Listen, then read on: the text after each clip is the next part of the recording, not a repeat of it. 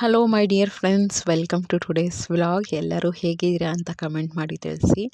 ನನ್ನ ಲೈಫೂ ಅಷ್ಟೇ ನಾರ್ಮಲಾಗಿ ಚೆನ್ನಾಗೇ ನಡೀತಾ ಇದೆ ಅಂತಲೇ ಹೇಳ್ಬೋದು. ನೆಕ್ಸ್ಟು ಬೆಳಗ್ಗೆ ಆ್ಯಸ್ ಯೂಶುವಲ್ ನನ್ನ ರೊಟೀನ್ ಸ್ಟಾರ್ಟ್ ಆಗೋದೇ ಒಂದು ಬಿಸಿನೀರು ಅಥವಾ ಡಿಟಾಕ್ಸ್ ಡ್ರಿಂಕ್. ನಾನು ಒಂದು ವಾರದಿಂದ ಏನೂ ಡಿಟಾಕ್ಸ್ ಡ್ರಿಂಕ್ ಮಾಡ್ಕೊಳ್ತಾ ಇಲ್ಲ, ಏನಕ್ಕೋ ಗೊತ್ತಿಲ್ಲ. ತುಂಬ ಬಿಸಿನೀರಲ್ಲೇ ಕಂಫರ್ಟಬಲ್ ಅಂತ ಅನಿಸ್ತಾ ಇದೆ. ಬೆಳಗ್ಗೆನೇ ಆ ಜೀರಿಗೆ ನೀರು ಅಂತ ಅಂದರೆ ಕುಡಿತೀನಿ, ಇಲ್ಲ ಅಂತಲ್ಲ, ಕಾಲೇಜಿಗೆ ತೊಗೊಂಡು ಹೋಗಿ ಕುಡಿತೀನಿ. ಇಲ್ಲ ಅಂದರೆ ಬೆಳಗ್ಗೆನೇ ಕುಡಿತಾ ಇಲ್ಲ, ಒಂದು 5 ಗಂಟೆಗೆ ಹಂಗೆ ಕುಡಿತಾ ಇಲ್ಲ ನಾನು. ಆಮೇಲೆ ಒಂದು 7:30 ಹಾಗೆ ಯಾವುದಾನ ಒಂದು ಡಿಟಾಕ್ಸ್ ಡ್ರಿಂಕ್ ಕುಡಿತೀನಿ. ಬೆಸ್ಟ್ ನನಗೆ ಅನಿಸ್ತಾ ಇರೋದು ಒಂಥರ, ನನಗೆ ಅಂದರೆ ಒಂಥರ ರಿಲ್ಯಾಕ್ಸ್ ಆಗಿ ಅನಿಸೋದು ಅಂದರೆ ಬೆಚ್ಚಗಿರೋ ನೀರು ಒಂದು 2 ಗ್ಲಾಸ್ ಕುಡಿದ್ರೆ ತುಂಬ ರಿಲ್ಯಾಕ್ಸ್ ಥರ ಅನಿಸ್ತಾ ಇದೆ. ಅದಕ್ಕೆ ನಾನು ಯಾವಾಗಲೂ 2 ಗ್ಲಾಸ್ ನೀರು ಕುಡ್ಕೊಂಡು ವಾಕಿಂಗ್ ಹೊರಟೋಗ್ತೀನಿ. ವಾಕಿಂಗ್ ಅಂತೂ ಬಿಡಲ್ಲ. ನೆಕ್ಸ್ಟು ಮನೆಗೆ ಬಂದಿದ ತಕ್ಷಣ ಸ್ವಲ್ಪ ತಿಂಡಿಗೆ ಎಲ್ಲ ರೆಡಿ ಮಾಡ್ಕೊಳ್ತೀನಿ. ಇವತ್ತು ನನಗೆ ಈ 1 ವೀಕ್ ನಾನು ಯಾವಾಗಲೂ ಅಷ್ಟೇ ಹೇಳ್ತಾ ಇರ್ತೀನಲ್ಲ, ವರ್ಕ್ನ ಪ್ರಿಯಾರಿಟೈಸ್ ಮಾಡ್ಕೋಬೇಕು ಅಂತ. ಈ 1 ವೀಕ್ ನನಗೆ ಓದಿಸೋದ್ರ ಬಗ್ಗೆ ತುಂಬ ಪ್ರಿಯಾರಿಟಿ ಇರೋದ್ರಿಂದ ನನಗೆ ಯಾವ್ದು ಈಸಿನೋ ಅಂಥ ಅಡುಗೆಗಳನ್ನ ಸೆಲೆಕ್ಟ್ ಮಾಡ್ಕೋತೀನಿ. ಯಾವುದು ತುಂಬ ಟ್ರೆಂಡಿ, ತುಂಬ ಟೈಮ್ ಹಿಡಿಯುವಂಥದ್ದು, ತುಂಬ ಟೇಸ್ಟಿ ಇದಕ್ಕೆಲ್ಲ ನೋಡೋಕ್ಕೆ ಹೋಗಲ್ಲ ನಾನು. ಸ್ವಲ್ಪ ಹೆಲ್ದಿಯಾಗಿರಬೇಕು, ಜೊತೆಗೆ ಬೇಗ ಮುಗಿಯುವಂಥ ತಿಂಡಿಗಳು ಏನೇನಿರುತ್ತೋ ಆ ರೀತಿ ಎಲ್ಲ ಪ್ಲ್ಯಾನ್ ಮಾಡ್ಕೊಳ್ತೀನಿ. ನೆಕ್ಸ್ಟ್ ಇವತ್ತು ಅದಕ್ಕೇ ನನಗೆ ಬೆಸ್ಟ್ ಅನಿಸೋದು ಅಂದರೆ ದೋಸೆ, ಇಡ್ಲಿ, ಇಂಥವೆಲ್ಲ ರೈಸ್ ಐಟಮ್ಸು. ನೀವು ಈ ವಾರ ತುಂಬ ರೈಸ್ ಐಟಮ್ಸ್ ನೋಡಿಕೊಂಡ್ರೂ ಆಶ್ಚರ್ಯ ಪಡಬೇಡಿ, ಯಾಕೆಂದರೆ ಬೇಗ ಆಗುವಂಥದ್ದು ಅದೇ. ಬಟ್ ಏನೇ ರೈಸ್ ಐಟಮ್ಸ್ ಮಾಡಿದ್ರೂ ಕೂಡ ಅದಕ್ಕೆ ತುಂಬಾ ತರಕಾರಿ ಹಾಕಿರ್ತೀನಿ. ನನಗೆ ಆ ಗಿಲ್ಟ್ ಫೀಲಿಂಗ್ ಇರಲ್ಲ. ತುಂಬ ರೈಸ್ ಐಟಮ್ ತಿಂತಾಯಿದ್ದೀವಿ ಅಥವಾ ಮಕ್ಳಿಗೂ ಕೊಡ್ತಾಯಿದ್ದೀನಿ, ಫ್ಯಾಮಿಲಿ ಮೆಂಬರ್ಸಿಗೆ ಕೊಡ್ತಾಯಿದ್ದೀನಿ ಅಂತ. ಅದ್ರ ಜೊತೆಗೆ ತುಂಬ ತರಕಾರಿ ಹಾಕ್ಬಿಟ್ರೆ ಅಂತೂ ಬ್ಯಾಲೆನ್ಸ್ ಆಗೋಗುತ್ತೆ. ಅದಕ್ಕೇ ತುಂಬಾ ತರಕಾರಿನ ಚಾಪ್ ಮಾಡಿ ರೆಡಿ ಮಾಡಿ ಇಟ್ಕೊಂಡಿರ್ತೀನಿ. ಬೆಳಗ್ಗೆ ಎದ್ದಿದ ತಕ್ಷಣವೇ ಫಸ್ಟು ಮಾಡೋದೇ ಅದು. ತಲೆಯಲ್ಲಿ ಇಟ್ಕೊಡ್ತೀನಿ. ಇವತ್ತೂ ಆ ಥರನೇ ಆಯಿತು. ಬೆಳಗ್ಗೆಗೆ ಇಡ್ಲಿ ಮಾಡಿದ್ದೆ, ಮಧ್ಯಾಹ್ನಕ್ಕೆ ಫ್ರೈಡ್ ರೈಸ್ ಮಾಡೋಣ ಅಂತ ಅಂದ್ಕೊಂಡಿದ್ದೆ. ನಮ್ಮ ಮನೇಲಿ ಸಾಂಬಾರೇ ಖರ್ಚಾಗ್ತಿಲ್ಲ ಮೇಯ್ನಾಗಿ. ಮಾಡ್ತೀನಿ ಇಲ್ಲ ಅಂತಲ್ಲ, ಬಟ್ ತಿನ್ನೋರೇ ಇಲ್ಲ. ನಾನು ತುಂಬ ಡಯಟು ಅಂತ ಅನ್ನ ಸಾರು ಎಲ್ಲ ತಿನ್ನೋದಿಲ್ಲ. ಸೊ ಹಸ್ಬೆಂಡೂ ಅಷ್ಟೇ ಮುದ್ದೆಗೊಂದು ಸೌಟು ಸಾಂಬಾರು ಥರ ಯೂಸ್ ಮಾಡ್ತಾರೆ ಅಷ್ಟೇ. ಅವರು ಇನ್ನೂ ಜಾಸ್ತಿ ತಿನ್ನಲ್ಲ, ಮಕ್ಕಳೂ ಅಷ್ಟೇ. ಅದಕ್ಕೇ ಈ ಥರ ಚಟ್ನಿಗಳು, ನಮ್ಮ ಆಂಧ್ರ ಸ್ಟೈಲೆಲ್ಲ ಪಚ್ಚಡಿ ಅಂತ ಹೇಳ್ತಾರೆ, ಅಂಥದ್ದೆಲ್ಲ ಟ್ರೈ ಮಾಡೋಣ ಅಂತ ಅಂದ್ಕೊಳ್ತಾ ಇದ್ದೀನಿ. ಮಾಡ್ತೀನಿ ಒನ್ಸ್ ಇನ್ ಎ ವೈಲ್, ಯಾವಾಗಾದ್ರೂ ನನಗೆ ಸಾಂಬಾರು ತಿನ್ನಬೇಕು ಅಂತ ಅನ್ನಿಸ್ದಾಗ. ಸಾರುಗಳು, ಬಸ್ಸಾರು ಅದು ಇದು ಏನಾದ್ರು ಮಾಡ್ತಾಯಿರ್ತೀನಿ, ಇಲ್ಲ ಅಂತಲ್ಲ. ಬಟ್ ಅದೇನೋ ಸಾರುಗಳೇ ಖರ್ಚಾಗ್ತಿಲ್ಲ, 2 ದಿನಕ್ಕೆ ಒಂದು ಸತಿ ಮಾಡ್ಕೋಬೇಕಾಗುತ್ತೆ. ಸೊ ಅದಕ್ಕೆ ಮಾಡಲೇ ಇಲ್ಲ. ಬೆಳಗ್ಗೆ ಇಡ್ಲಿ ಮಾಡಿದೆ, ಚಟ್ನಿ ಮಾಡಿದೆ, ಮತ್ತು ನಿಮ್ಮ ಮುಂದೆ ತೋರಿಸ್ತೀನಿ ಆಯಿತಾ ಇಡ್ಲಿ ಹಿಟ್ಟು ಎಷ್ಟು ಚೆನ್ನಾಗಿ ಫರ್ಮೆಂಟೇಷನ್ ಆಗಿತ್ತು ಅಂತ. ನಾನು ಅದಕ್ಕೆ ಉದ್ದಿನಬೇಳೆ, ಫಸ್ಟು ಅಕ್ಕಿ, ನಾನು ಸೊಸೈಟಿ ಅಕ್ಕಿನೇ ಯೂಸ್ ಮಾಡೋದು. 3 ಗ್ಲಾಸಷ್ಟು ಸೊಸೈಟಿ ಅಕ್ಕಿ ಯೂಸ್ ಮಾಡ್ಕೊಂಡಿದ್ದೆ. ಒಂದು 3/4 ಗ್ಲಾಸಷ್ಟು ಉದ್ದಿನಬೇಳೆ. ನೆಕ್ಸ್ಟ್ ಅದರಲ್ಲಿ 1/4 ಗ್ಲಾಸಷ್ಟು ಏನದು ಸ್ವಲ್ಪ ಸಬ್ಬಕ್ಕಿ ಹಾಕಿದ್ದೆ ಅಷ್ಟೇ. ಆಮೇಲೆ 3/4 ಗ್ಲಾಸಷ್ಟು ನಾನು ಏನದು ಅವಲಕ್ಕಿ ಹಾಕಿದ್ದೆ. ಇದಿಷ್ಟನ್ನು ಹಾಕಿ ಚೆನ್ನಾಗಿ ತೊಳೆದು ಒಂದು 6 ಅವರ್ಸ್ ನೆನೆಸಿದ್ದೆ. ಆಮೇಲೆ ರುಬ್ಬಿ ಫರ್ಮೆಂಟೇಷನ್ಗೆ ಒಂದು 8 ಅವರ್ಸ್ ಬಿಟ್ಟಿದ್ದೆ. ರಾತ್ರಿ ಒಂದು 8:30 9 ಗಂಟೆಗೆ ರುಬ್ಬಿದ್ದೀನಿ ಅನಿಸುತ್ತೆ. ಬೆಳಗ್ಗೆ 6 ಗಂಟೆ ಅಷ್ಟೊತ್ತಿಗೆ ಎಷ್ಟು ಚೆನ್ನಾಗಾಗಿತ್ತು ಅಂದರೆ ಇಡ್ಲಿನೂ ಅಷ್ಟೇ ತುಂಬ ಸಾಫ್ಟ್ ಬಂದಿತ್ತು. ಇವತ್ತು ನನಗೆ ಆ್ಯಕ್ಚುಲಿ ಕರೆಕ್ಟಾಗಿ ಶೂಟ್ ಮಾಡೋಕ್ಕೆ ಆಗಲಿಲ್ಲ, ಕರೆಕ್ಟಾಗಿ ವೀಡಿಯೋಸ್ ಮಾಡ್ಕೊಳ್ಳೋಕ್ಕಾಗಲಿಲ್ಲ. ಏನೇನು ಸ್ವಲ್ಪ ಮಾಡ್ಕೊಂಡಿದ್ದೀನಿ ಅಷ್ಟೇ. ಯಾಕೆಂದರೆ ಅವಳಿಗಲ್ಲೇ ರಿವೈಸ್ ಮಾಡಿಸ್ತಾ ಇರಬೇಕು. ಈಗ ನಾವು ಏನು ಓದಿಸಿದ್ರು ಏನು ಮಾಡಿದ್ರು ಕೂಡ ಬೋರ್ಡ್ ಮೇಲೆಲ್ಲ ಬರೆದ್ಬಿಟ್ಟಿರ್ತೀನಿ, ಅದಕ್ಕೆ ಅವಳಿಗೆ ಹೇಳಿಸ್ತಾ ಇರಬೇಕು ಅವಳಿಗೆ. ಸೊ ಆದರೂ ಇಂಪಾರ್ಟೆಂಟ್ ಇತ್ತಲ್ವ, ಜೊತೆಗೆ ಸ್ವಲ್ಪ ಹಂಗಂಗೆ ಮಾಡ್ಕೊಂಡಿದ್ದೀನಿ ಇವತ್ತಿನ ವ್ಲಾಗು. ಆಮೇಲೆ ನನ್ನ ಮಗಳಿಗೂ ಹೇಳ್ತಾ ಇದ್ದೆ, ಅವಳದು ಬಾಟ್ಲು ನೀರು ತುಂಬಿಸು, ಅದು ತುಂಬಿಸು, ಸ್ವಲ್ಪ ನನ್ನ ಹೆಲ್ಪ್ ಬೇಕಾಗುತ್ತೆ. ಅದು ಸುಮಾರು ಜನ ಹೇಳಿದ್ರಿ, ನೀವೊಬ್ಬರೇ ಏನಕ್ಕೆ ಮಾಡ್ತೀರಾ, ಹೆಲ್ಪ್ ತೊಗೊಳ್ಳಿ ಅಂತ. ನಿಜವಾಗ್ಲೂ ನಾನು ತುಂಬ ಲಕ್ಕಿ ಅಂತಲೇ ಹೇಳ್ಬೋದು. ಒಳ್ಳೆ ಫ್ಯಾಮಿಲಿ ಸಿಕ್ಕಿದೆ, ತುಂಬ ಹೆಲ್ಪ್ ಮಾಡ್ತಾರೆ. ಸೊ ಕೆಲವು ಸತಿ ನನ್ನ ದೊಡ್ಡ ಮಗಳು ಹೇಳಿದ ಕೆಲಸ ಅಂದರೆ ಮರ್ತೋಗ್ತಾಳೆ, ಅವಳೂ ಅಷ್ಟೇ ಪಾಪ, ಏನು ಇದು ಮಾಡ್ಕೋಬೇಕು ಅಂತಲ್ಲ. ಇವತ್ತಂತೂ ಪೀಕಿಗೆ ಹೊರಟೋಗಿತ್ತು ನನ್ನ ಕೋಪ ಅಂತಲೇ ಹೇಳ್ಬೋದು. ಆದರೆ ಎಲ್ಲ ಮಾಡಿದ್ದೀನಿ ಆಯಿತಾ, ಪ್ರತಿಯೊಂದು ಮಾಡಿಟ್ಟಿರ್ತೀನಿ. ಬಾಟ್ಲಲ್ಲಿ ಒಂದು ನೀರು ತುಂಬಿಸು ಅಂತ ಹೇಳಿದೆ, ನನಗೆ ಇನ್ನು 2 ನಿಮಿಷದಲ್ಲಿ ಹೋಗಬೇಕು, ಅವಳು ಇನ್ನೂ ತುಂಬಿಸಿರಲಿಲ್ಲ. ಎಷ್ಟು ಕೋಪ ಬಂದ್ಬಿಟ್ಟಿತ್ತು ಅಂದರೆ ಸಿಕ್ಕಾಪಟ್ಟೆ ಕೋಪ ಬಂದ್ಬಿಟ್ಟಿತ್ತು. ಆಮೇಲೆ ನನಗೆ ನಾನೇ ಇಲ್ಲ, ನಾನು ಕೋಪ ಮಾಡ್ಕೋಬಾರ್ದು, ಯಾಕೆಂದರೆ ಮಕ್ಕಳು ಎಕ್ಸಾಮ್ ಟೈಮಲ್ಲಿ. ಆಮೇಲೆ ನಾನು ಸುಮಾರು ಸತಿ ಕೇಳಿದ್ದೀನಿ, ಸ್ಕೂಲ್ಗೆ ಹೋಗ್ಬೇಕಾದ್ರೆ ಮತ್ತು ಕಾಲೇಜ್ಗೆ ಹೋಗ್ಬೇಕಾದ್ರೆ, ಕೆಲ್ಸಕ್ಕೆ ಹೋಗ್ಬೇಕಾದ್ರೆ ಎಲ್ಲ ಹೋಗೋ ಟೈಮಲ್ಲಿ ಏನೂ ಅನ್ನಬಾರ್ದಂತೆ. ಇಡೀ ದಿನ ಅದೇ ಗುಂಗಲ್ಲಿರ್ತಾರೆ ಮಕ್ಕಳು, ಎಸ್ಪೆಷಲಿ ಅವ್ರಿಗೇನು ಬೈಬಾರ್ದು ಅಂತ. ಆ ಟೈಮಲ್ಲಿ ಹೆಂಗೆ ಆಗೋಗಿತ್ತು ಅಂದರೆ ನನಗೆ, ಏಕೆಂದರೆ ನನಗೆ ಟೈಮ್ ಸರಿಗೆ ಎಲ್ಲ ಆಗಿಬಿಡ್ಬೇಕು. ನನಗಲ್ಲಿ ವರ್ಕ್ ಪ್ಲೇಸಲ್ಲೂ ನೀವು ಲೇಟು, ಈ ಥರ ಒಂದು ಮಾತು ಅನ್ಸ್ಕೊಳಕ್ಕೆ ನಂಗೆ ಇಷ್ಟ ಇಲ್ಲ. ಹಾಗಂತ ಏನೋ ಪರ್ಫೆಕ್ಟಾಗಿರಬೇಕು ಅಂತಲ್ಲ, ಬಟ್ ಅವಳಿಗೆ 1 ಅವರ್ ಬ್ಯಾಕೇ ಹೇಳಿದ್ದಿದ್ದು. ಅವಳಿಗೆ ಎಷ್ಟು ಟೈಮ್ ಇತ್ತು ಇದು ಮಾಡೋಕ್ಕೆ, ಅವಳು ಮರ್ತೋಗ್ಬಿಟ್ಲಲ್ಲ ಅಂತ ಆಬ್ವಿಯಸ್ಲಿ ಕೋಪ ಬಂದೇ ಬರುತ್ತೆ. ನಂದು ಚಿಕ್ಕ ಮಗಳಿಗೆ ಅಲ್ಲಿ ಬೇರೆ ಏನಾದ್ರು ನೀರು ಫಿಲ್ಟರ್ ನೀರಿಲ್ಲ ಅಂದರೆ ಅವಳಿಗೆ ಅಂದರೆ ಕೋಲ್ಡು, ಗಂಟ್ಲು ನೋವು ಇಂಥದ್ದೆಲ್ಲ ಸ್ಟಾರ್ಟ್ ಆಗಿಬಿಡುತ್ತೆ. ಅದಕ್ಕೇ ನನಗೊಂಥರ ಟೆನ್ಷನ್ ಆಯಿತು ಅಂತಲೇ ಹೇಳ್ಬೋದು. ನೆಕ್ಸ್ಟ್ ನೋಡಿ ಎಷ್ಟು ಚೆನ್ನಾಗಿ ಫರ್ಮೆಂಟೇಷನ್ ಆಗಿದೆ ಅಂತ. ಇಡ್ಲಿನೂ ಅಷ್ಟೇ ತುಂಬ ಸಾಫ್ಟಾಗಿ ಬಂದಿತ್ತು. ಆ್ಯಂಡ್ ಏನು ಗೊತ್ತಾ, ಯಾವಾಗಲೇ ಈ ರೀತಿ ಇಡ್ಲಿ ಫರ್ಮೆಂಟೇಷನ್ ಆದರೆ ತುಂಬ ಮಿಕ್ಸ್ ಮಾಡೋಕ್ಕೆ ಹೋಗಬಾರ್ದು. ಮಿಕ್ಸ್ ಮಾಡಬೇಕು, ಯಾಕೆಂದರೆ ಉಪ್ಪು ಎಲ್ಲ ಹಾಕಿರ್ತೀವಿ. ನಾನು ಯಾವಾಗಲೂ ಅಷ್ಟೇ ಉಪ್ಪು ಹಾಕಿ ಇಟ್ಬಿಟ್ಟಿರ್ತೀನಿ.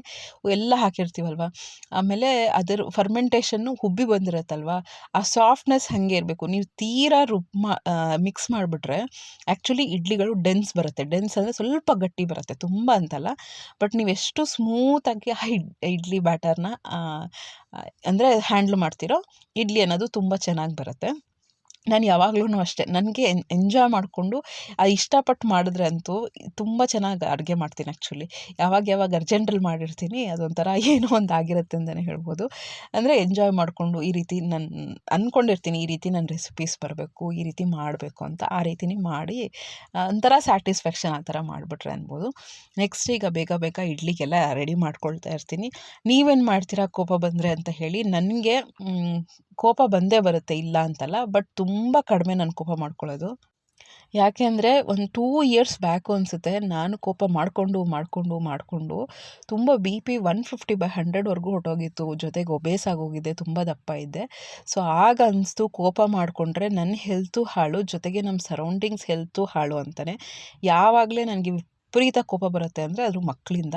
ಹಸ್ಬೆಂಡಿಂದ ರೇರು, ಏನಾದರೂ ಅರ್ಜೆಂಟಿಗೆ ಮಾಡಲಿಲ್ಲ ಅಂದರೆ ಸ್ವಲ್ಪ ಬೇಜಾರಾಗುತ್ತೆ ಅಂತ ಬಿಟ್ಟರೆ, ಕೋಪ ಅನ್ನೋದು ತುಂಬ ರೇರ್ ಅಂತಲೇ ಹೇಳ್ಬೋದು. ಎಷ್ಟು ವರ್ಷದಿಂದ ಇಲ್ಲ ಅಂತಲೇ ಹೇಳ್ಬೋದು.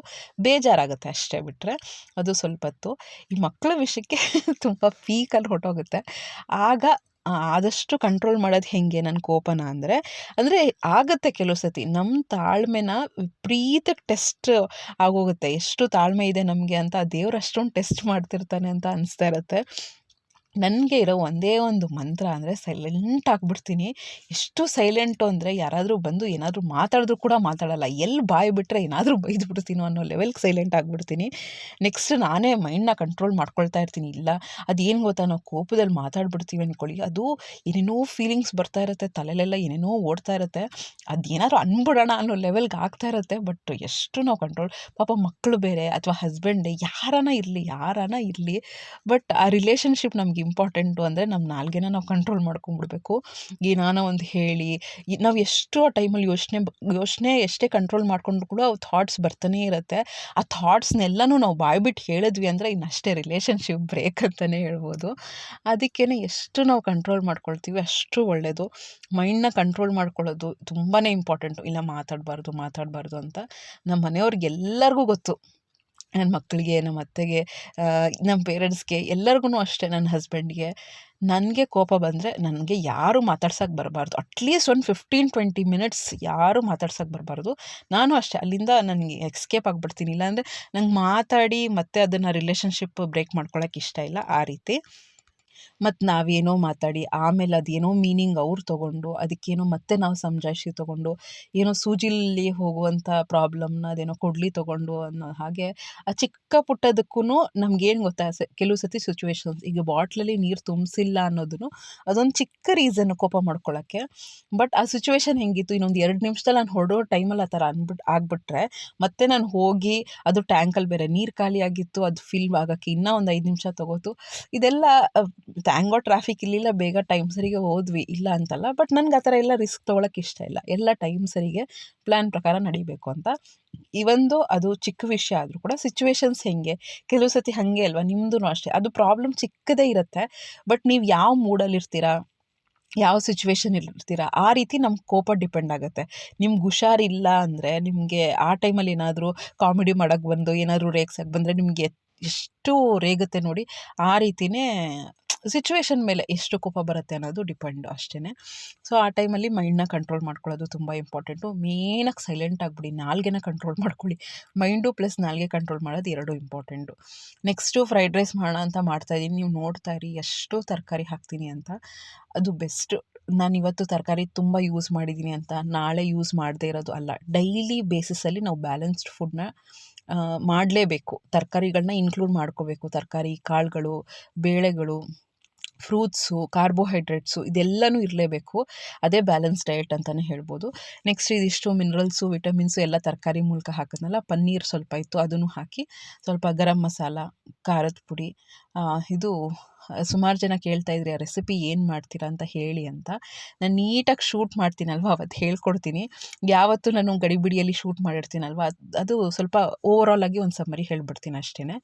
ಎಣ್ಣೆ ಹಾಕ್ಕೊಂಡು ಈರುಳ್ಳಿ ಹಾಕಿ, ಹಸಿಮೆಣ್ಸಿನ್ಕಾಯಿ ಹಾಕಿ, ಕ್ಯಾಬೇಜು ಮತ್ತು ಕ್ಯಾಪ್ಸಿಕಮ್ ಹಾಕಿದ್ದೀನಿ.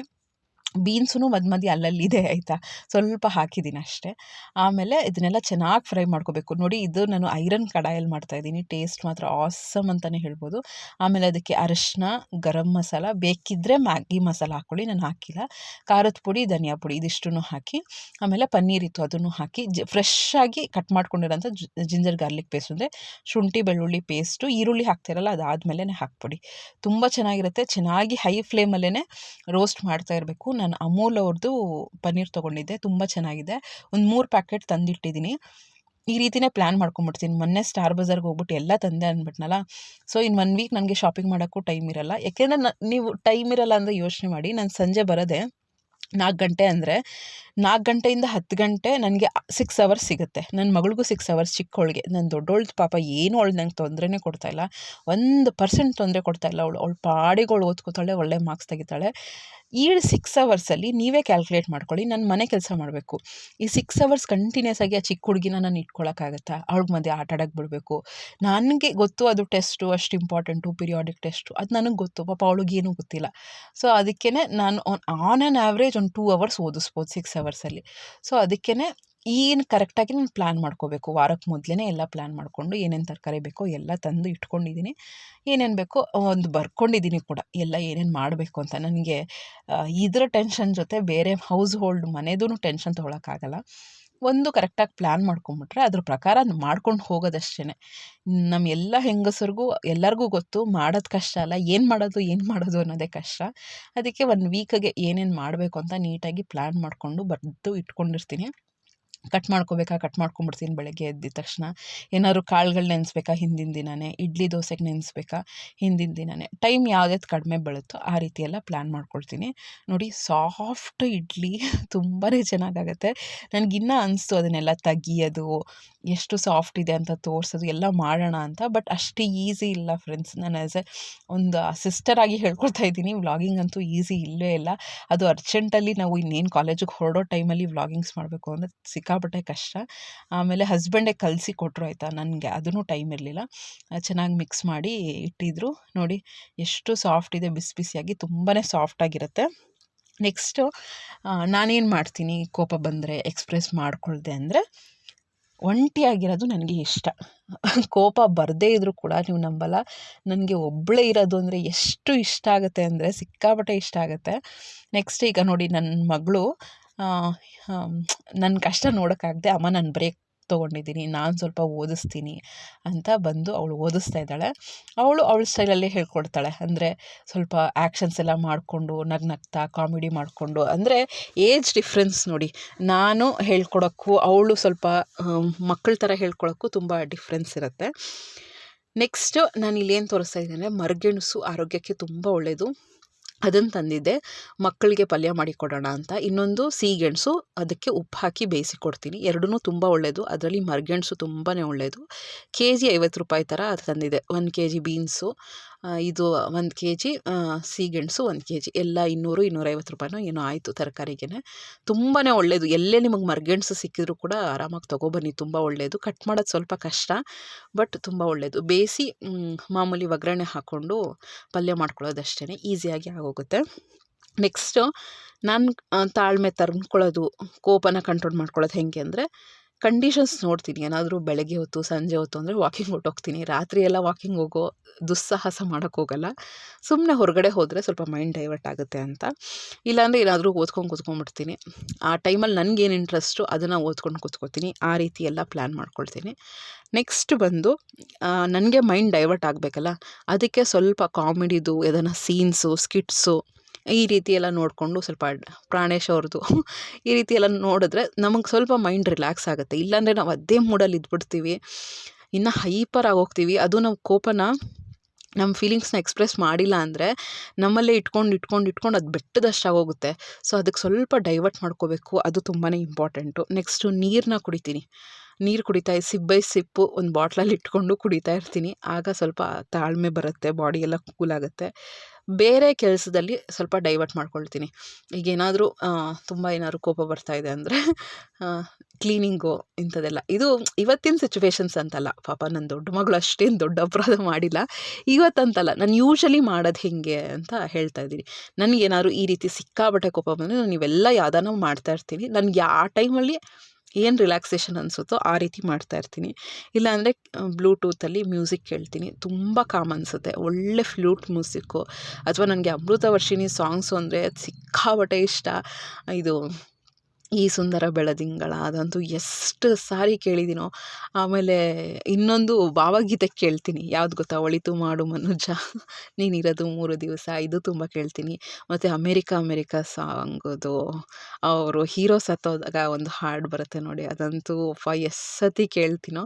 ಅಂದರೆ ಇದೆಲ್ಲ ಸ್ವಲ್ಪ ಸ್ಯಾಚುರೇಷನ್ ಲೆವೆಲ್ಗೆ ಬಂದ್ಬಿಡುತ್ತೆ. ಇದಿಷ್ಟು ಲೈಫ್ ಇಷ್ಟೇ, ಕೋಪ ಮಾಡ್ಕೊಂಡು ನಾವು ಏನು ಸಾಧಿಸ್ಬೇಕಾಗಿರೋದು ಇಂಥ ಫೀಲಿಂಗ್ ಬಂದ್ಬಿಡುತ್ತೆ. ಸೊ ಅದಕ್ಕೆ ಆ ರೀತಿ ತಾಳ್ಮೆ ತಂದುಕೊಡ್ತಾ ಇರ್ತೀನಿ. ನೆಕ್ಸ್ಟ್ ಫೇವ್ರೆಟ್ ಶೋ ಏನಾದರೂ ಇದ್ದರೆ ನನಗೆ ನೋಡ್ಕೊಂಡು ಕೂತ್ಕೊಂಡ್ಬಿಡ್ತೀನಿ. ಈಗ ಬಿಗ್ ಬಾಸ್ ನನಗೆ ಇಷ್ಟ ಅಂದರೆ ಅದನ್ನು ನೋಡ್ಕೊತ ಕೂತ್ಕೊತೀನಿ. ಆಟೋಮೆಟಿಕ್ಕಾಗಿ ಒಂದು 100% ಇರೋ ಕೋಪ ಒಂದು 60-70% ಇಳಿದಿರುತ್ತೆ. ಯಾಕೆಂದರೆ ಡೈವರ್ಷನ್ನು ಮೈಂಡು ಅದೇ ಥರ ನಾವು ಏನು ಹೇಳ್ತೀವೋ ಆ ಥರ ಕೇಳ್ತಾ ಇರುತ್ತೆ. ನಾವು ಒಂದೇ ಕಡೆ ನಾವೇನು ಮಾಡೋದು ತಪ್ಪು ಗೊತ್ತಾ, ಊಟ ಬಿಟ್ಬಿಡ್ತೀವಿ, ಫುಲ್ಲು ಗ್ರಡ್ಜ್ ಇಟ್ಕೊಂಡ್ಬಿಡ್ತೀವಿ. ಆಗೇನಾಗುತ್ತೆ ಅಂದರೆ ಕೋಪ ಜಾಸ್ತಿ ಆಗಿಬಿಡುತ್ತೆ. ಸ್ವಲ್ಪದ್ರಲ್ಲಿ ಹೋಗೋ ಕೋಪ ತುಂಬ ಜಾಸ್ತಿ ಆಗೋದು ನಮಗೆ ಒಂಥರ ಎಷ್ಟು ತಲೆನೋವು ಸ್ಟಾರ್ಟ್ ಆಗೋಗುತ್ತೆ, ಏನೇನೋ ಆಗ್ತಾ ಇರುತ್ತೆ, ನಿದ್ದೆ ಬರಲ್ಲ. ಊಟ ಅಂತೂ ಫಸ್ಟ್ ಬಿಡೋಕ್ಕೆ ಹೋಗಬೇಡಿ, ಏನೇ ಕೋಪ ಇದ್ರೂ ಕೂಡ ಊಟ ಬಿಡೋಕ್ಕೆ ಹೋಗಬೇಡಿ, ಅದು ಇನ್ನೂ ಕೋಪ ಜಾಸ್ತಿ ಆಗೋಗುತ್ತೆ. ಸೊ ಏನೇ ಆದರೂ ಕೂಡ ಎಷ್ಟು ಬೇಕೋ ಅಷ್ಟು ಊಟ ಮಾಡಿಕೊಂಡು ನೆಮ್ಮದಿಯಾಗಿ ನಿಧಾನಕ್ಕೆ ಆ ಪ್ರಾಬ್ಲಮ್ನ ಸಾಲ್ವ್ ಮಾಡ್ಕೋಬೇಕು. ನೆಕ್ಸ್ಟು ನೀವೇನಾದರೂ ಯೋಗ ಮಾಡೋ ಅಭ್ಯಾಸ ಇದೆ ಅಂದರೆ ನಿಮ್ಮ ಬ್ರೀತಿಂಗ್ ಬಗ್ಗೆ ಕಾನ್ಸಂಟ್ರೇಷನ್ ಮಾಡ್ತಾ ಇದ್ದರೆ ಸೊ ಆ ಪ್ರಾಬ್ಲಮ್ ಸ್ವಲ್ಪ ಸಾಲ್ವ್ ಆಗುತ್ತೆ. ಏನೇ ಆದರೂ ಕೂಡ ನಿಮ್ಮ ಮನಸ್ಸಲ್ಲೇ ಇಟ್ಕೊಳ್ಳೋದು ಬಿಟ್ಟು ಒಂದಿನ ಆದಮೇಲನ ನಿಮಗೆ ಯಾರ ಮೇಲೆ ಕೋಪ ಇದೆ, ನಾನು ಅವಳಿಗೂ ಅಷ್ಟೇ ಸಂಜೆ ಬಂದಿದ ತಕ್ಷಣವೇ ಸ್ಕೂಲಿಂದ ಸಂಜೆ ಬಂದಿದ ತಕ್ಷಣ ಹೇಳಿದೆ, ನೋಡು ನನಗೆ ಬೆಳಗ್ಗೆ ಹೊತ್ತು ಟೆನ್ಷನ್ ಕೊಡಬೇಡ, ನೀನು ಆಲ್ರೆಡಿ ದೊಡ್ಡವಳಾಗಿದೆಯಾ, ಸ್ವಲ್ಪ ಅರ್ಥ ಮಾಡ್ಕೊ, ನೀನು ಸ್ವಲ್ಪ ಹೆಲ್ಪ್ ಮಾಡು ಅಂದಿದ್ದಕ್ಕೆ ಪಾಪ ಅವಳು ಹ್ಞೂ ಅಂದ್ಲು. ಅವಳು ಕೇಳ್ತಾಳೆ, ಇಲ್ಲ ಅಂತಲ್ಲ. ನೆಕ್ಸ್ಟು ಅವ್ರ ಪರ್ಸ್ಪೆಕ್ಟಿವ್ ಅರ್ಥ ಮಾಡ್ಕೋಬೇಕು. ನಾವೇನಾದ್ರು ಕೋಪ ಬರ್ತಿದೆ ಅಂದರೆ ನಮ್ಮದು ಪಾಯಿಂಟ್ ಆಫ್ ವ್ಯೂನೇ ನಾವು ಥಿಂಕ್ ಮಾಡ್ತಿರ್ತೀವಿ, ಅವ್ರ ಪಾಯಿಂಟ್ ಆಫ್ ವ್ಯೂ ಥಿಂಕ್ ಮಾಡಲ್ಲ. ಅವ್ರ ಪಾಯಿಂಟ್ ಆಫ್ ವ್ಯೂ ಥಿಂಕ್ ಮಾಡಿದ್ರೆ ಏನಕ್ಕೆ ಅವ್ರು ಆ ಥರ ಬಿಹೇವ್ ಮಾಡಿದ್ರು ಅಂತ ಗೊತ್ತಾಗುತ್ತೆ. ಪಾಪ ಅವಳದು ಟೆನ್ಷನ್ ಇರುತ್ತೆ. ಸೊ ಆ ರೀತಿ ನಾವು ಥಿಂಕ್ ಮಾಡಿಕೊಂಡು ಸ್ವಲ್ಪ ರಿಲ್ಯಾಕ್ಸ್ ಮಾಡ್ಕೋಬೋದು. ಸೊ ಕೋಪ ಬರೋದೇ ಇಲ್ಲ ಅನ್ನೋದು ಸುಳ್ಳಾಗುತ್ತೆ. ಕೋಪ ಬಂದರೂ ಕೂಡ ಯಾವ ರೀತಿ ನಾವು ಕಂಟ್ರೋಲ್ ಮಾಡ್ತೀವಿ, ಯಾವ ರೀತಿ ಹ್ಯಾಂಡಲ್ ಮಾಡ್ತೀವಿ, ಯಾವ ರೀತಿ ಎಕ್ಸ್ಪ್ರೆಸ್ ಮಾಡ್ತೀವಿ, ಇದೆಲ್ಲ ತುಂಬ ಇಂಪಾರ್ಟೆಂಟ್ ಆಗುತ್ತೆ. ರಿಲೇಷನ್ಶಿಪ್ನ ಮೇಕ್ ಮಾಡೋದು, ಬ್ರೇಕ್ ಮಾಡೋದು ಎರಡೂ ನಮ್ಮ ಎಮೋಷನ್ಸ್ ಮ್ಯಾನೇಜ್ಮೆಂಟ್ ಅಂತ ಹೇಳ್ತಾ ನನ್ನ ಬ್ಲಾಗ್ನ ಇಲ್ಲಿಗೆ ಮುಗಿಸ್ತಾ ಇದ್ದೀನಿ. ಸ್ವಲ್ಪ ನನ್ನ ಇಷ್ಟ ಆಗಿದೆ ಪ್ಲೀಸ್ ಲೈಕ್ ಮಾಡಿ, ಸಬ್ಸ್ಕ್ರೈಬ್ ಮಾಡಿಕೊಂಡು ಶೇರ್ ಮಾಡಿ, ಕಮೆಂಟ್ ಮಾಡಿ. ಮುಂದಿನ ಬ್ಲಾಗಲ್ಲಿ ಸಿಗ್ತೀನಿ.